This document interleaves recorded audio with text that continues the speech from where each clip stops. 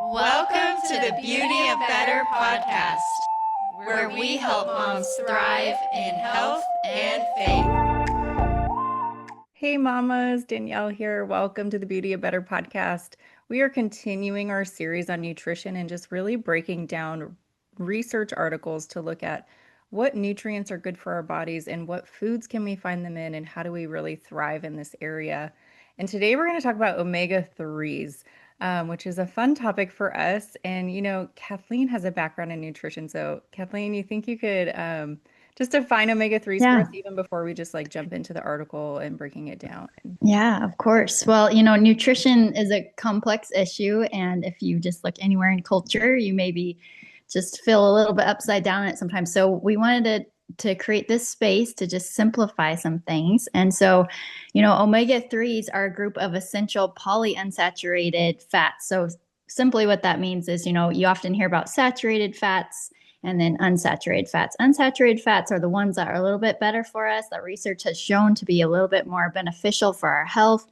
And it's a fat that can't be produced by the body. So we have to take these in through our food or supplementation.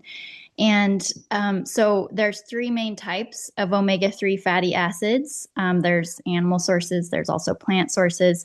So I'll just, you might hear these terms as we talk through this article. So ALA stands for alpha linoleic acid, and that's plant-based sources. So that's like flax seeds, chia seeds, walnuts. You might hear EPA, that's icosapentaenoic acid. I always get boggled saying that word. That's why Anyway, we say and that's EPA. yeah, that's why we say EPA.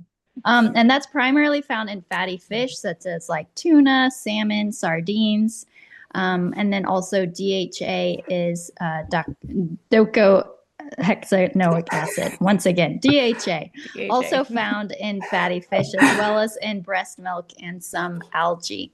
So, we're going to talk through this article today because it's a systematic review. It kind of covers, there's lots of research out there on different topics, including omega-3. So heart health, brain health, eye health, the anti-inflammatory properties of omega-3s, and also its benefits on immune function. So today we're just going to be talking about a systematic review specifically in the topic of cognitive function. So Kelsey, do you want to hop in and share a little bit more? Yes, and I actually am going to bounce it to Danielle because I think she's going to explain the article first, and then I'm going to talk a little bit more about cognitive function after she does that. Perfect. I'll jump in then. So, as Kathleen mentioned, today our article is a little different than the last one we looked at, where it's a systematic review. And we're not going to go super deep with this, but what that means is that researchers looked at a whole bunch of articles on omega-3s because there's a lot to learn with that. And what they did was they tried to condense all of that information and run an analysis based on inclusion and exclusion criteria based on what all of those other researchers did. So with this specific article, it's called the Systematic Review and Dose Response Meta-Analysis of Omega-3 Supplementation on Cognitive Function. So really it's just looking at omega-3s and how does your brain function with them. And the purpose of this study was really because these researchers realized that there isn't a solid dosage for omega-3s. We know we need them. And as Kathleen mentioned, we know that they're not naturally made in the body. And we know they help our brain health, but at what dosage is good and where do we find them? And so these researchers looked at an inclusion and exclusion criteria and found a total of 58 studies that they could analyze together in one analysis. This is really hard to do. Again, I'm not going to go into the details, but it is a lot of work, a lot of biostatistics, a lot of math. And something that's important to note is that they had a confidence interval of 95%. And so what that means and why that's important to look for in this article is it means that they accounted for 95% of the noise. So like what we talked about last time with how do you control the noise around your study to make it as precise as possible and as accurate as possible. They controlled for 95% of the noise. So it's more likely than not their analysis that's proving this. So that's why that's important. Then they looked at a dose of 2,000 milligrams of omega-3s across these 58 studies and compiled the results.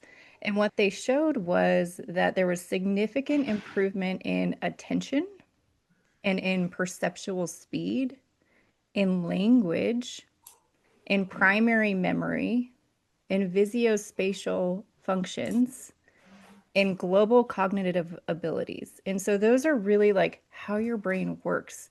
Um, and I'm gonna like pause there because I could keep going on why I think that's so amazing with these findings. But I want Kelsey to just break down like what is cognitive function, and why is this important for us to know these results based on a 2,000 milligram dose of omega-3s?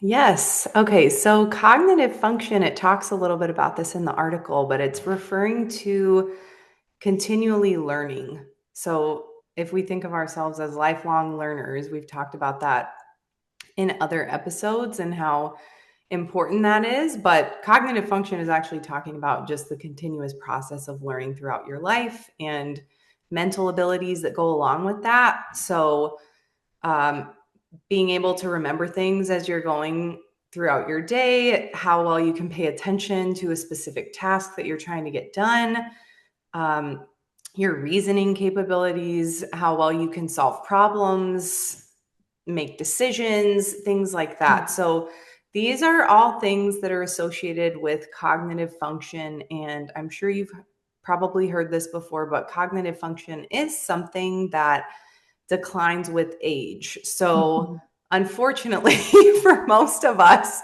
we are on the downhill of the mountain, but we can slow the rate of we can slow the rate of it. We can slow the rate of the decline. It's just like exercise. It helps slow the rate of a lot of things. But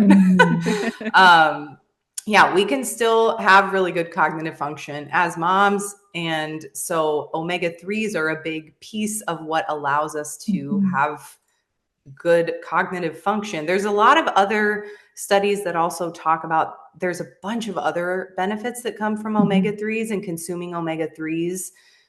Just a quick overview of some of like the big things that omega-3s do. I just talked about your brain and cognitive function. So a couple of other things that are associated with that are like age-related cognitive decline diseases like Alzheimer's, dementia. I know for me, Alzheimer's and dementia run in my family. And so that's something that's very on the forefront of my mind. And I definitely want to make sure I'm being proactive in getting enough omega-3s in my diet. But omega-3s also affect your cardiovascular system. They affect your eyes and your skin, and they have anti-inflammatory effects. And there's lots of research on omega-3s. But today, in this specific review, it does focus on cognitive function, which I think can be a really relevant thing for us as moms, because we have a lot of things that we're trying to remember, and sometimes it just feels kind of hard. So yes, very, very important to just note that cognitive function matters for moms. So Especially, just moms in general, like you need your brains working. And then if you're a working mom and you're trying to balance a million things, like you really need your brain working. So I feel like even for me, if this didn't even help me long term, which it will, right? I would still like make sure I'm getting my omega-3s now just because I need to function today. I need to function this week. I need to like be as present as I can be for my family and for my job. So these are just so, so important. I can't stress that enough. But yeah, maybe we can talk about where we get them. Yeah. Yes. Can I was throw saying, in one? I was gonna say, no, it's Christiana. I was gonna echo, like, I love the preventative side of this, right? So, like, a lot of times we're talking about function, but then another piece of it is like these are building blocks that your body needs, like in terms of your neurons or your brain, or like things function better when they have the tools. And so we have to give our body the tools to be able to be at its optimum. And sometimes it's easy to feel like, oh, it's just normal to feel foggy or like slower, reaction speed. But like something as simple as like giving your body the tools so it can think better and react better. I think about that like as it ties to sports, right? Like athletes are always looking for an ergogenic aid to like get that edge. Like moms, like we kind of need that little boost to like give us that edge to to be able to tackle what we have on our tasks for today. But Being a yeah, so when mom I think, is like a professional sport. yeah, It it definitely should be is. considered to be a sport. Yes. Oh, it reminds me when you say the building blocks and prevention. We Yeah. had an episode number 16 on proteins and just Mm-hmm. talked about how those are building blocks also. And just, I feel like proteins and omega-3s, they're two things that you really have to be intentional about and think about and really make sure that you're getting every day. Whereas like carbs and other things like you might just naturally get on your own, but proteins and omega-3s, you really gotta be on top of that. Towards, yeah. Sometimes with my kids, we talk about what are the superpowers in this food, and thankfully all my kids like fish. I'm so thankful that they do, because I know that can be pretty tricky for some people and their kids are opposed to that. But talking about those like healthy fats that are in those, and I think when you talk about the superpowers that are in foods, like so then my kids will say like, oh, what's the superpowers in Oreos? I'm like, well, There aren't any. I'm like, well, some foods are just like treats that are fun, but they don't really have superpowers. These ones don't really help us grow super strong like the other ones do. The other ones have the superpowers to make us into superheroes, but these ones don't. And so then they're like, oh, but yeah, there's so many ways to just find. One of my personal ways of incorporating omegas is sardines. And I know it sounds like weird, but honestly, like you make it like you would tuna. Like try it with your kids. They might be surprised, but or I'd have that with crackers, like mix it up with some mayonnaise and like even some onion in there. And like, I know, right? Don't kiss your husband after that. I'm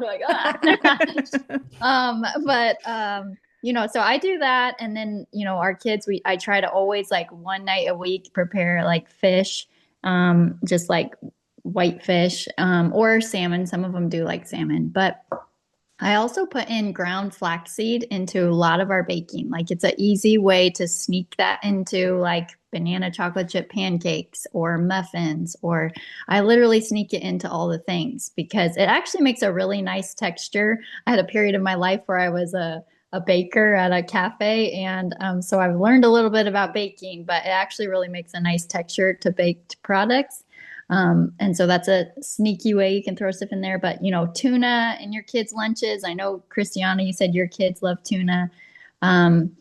Also, walnuts. You can also ground walnuts and put that into baking. Like I'm a pro at sneaky chef stuff, like just sneaking stuff into my kids that are like, what? I ate that and you snuck it in.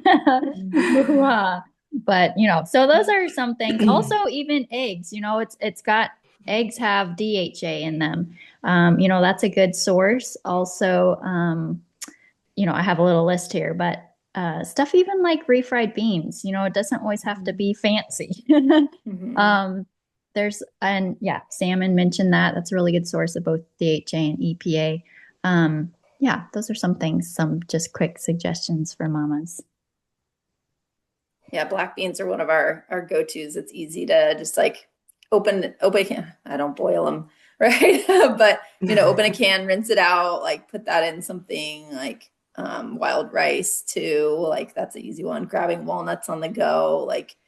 But I think part of what we're talking about today too is it's hard to, with all the things that we're managing, to make sure we're getting as much in as we need, right? Mm-hmm. So part of it is being aware of what are our sources, but then how can we actually make sure that, like the study is saying, is that we're getting close to this recommended amount as well? Because maybe naturally, if we wouldn't grab these, or maybe our kids would be more resistant to them as well. I think kale has omega-3s too, doesn't it? Kale, I'd have to look that up again. Okay. It might be, maybe. Okay. Yeah. I feel like, yeah. That's awesome. So if you guys want to share a little bit more about how this article can just help guide us in like maybe amounts that we should have. I'm not sure if it actually gives that though, does it? Well, so the article was created because there isn't really a strong like suggested dosage. Yeah. So the FDA suggests 5,000 milligrams or less. Like that is kind of like the limit. You don't want to go over 5,000 because there's research to suggest that that could be more of an overdose, which would cause tummy problems. So we just want to be aware of that as our limit. So this study didn't go quite as high as 5,000. They looked at more of a reasonable amount of 2,000. Most supplements come in a form of like 1,000. So you could take it once a day if you felt like you didn't get enough, or twice a day if you wanted to hit that 2,000 mark and you're like, man, I really didn't get fish or any nuts or beans in my diet today.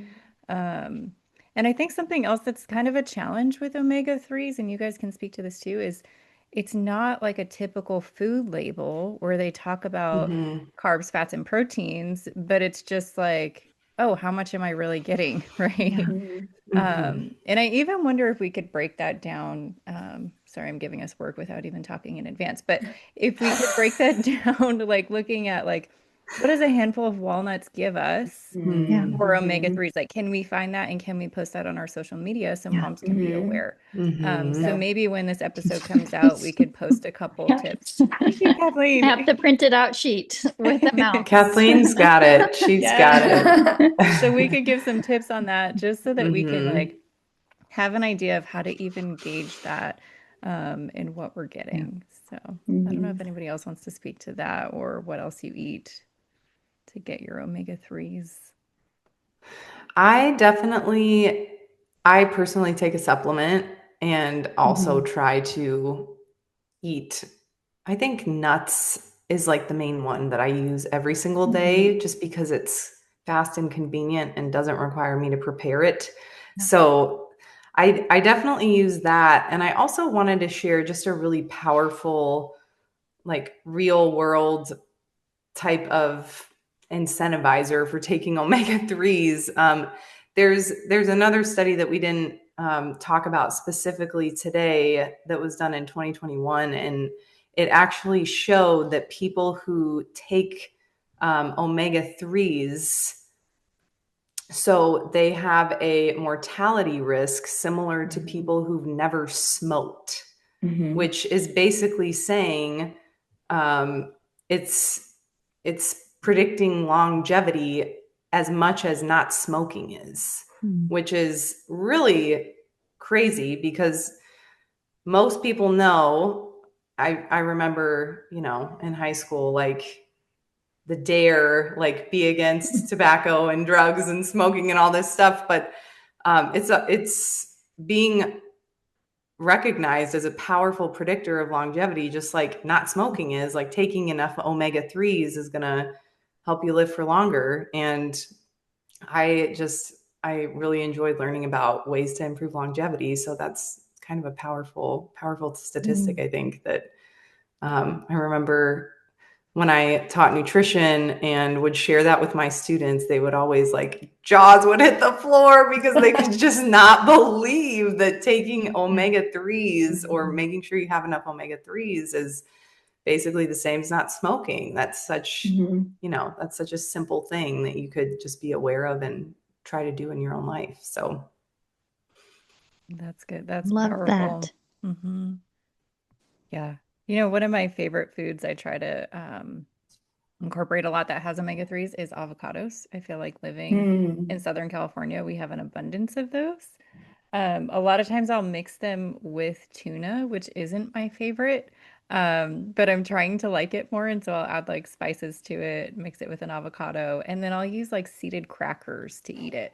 So then it's like you're getting seeds, you're getting avocados, and you're getting fish all in one like snack or meal, depending on how much you have.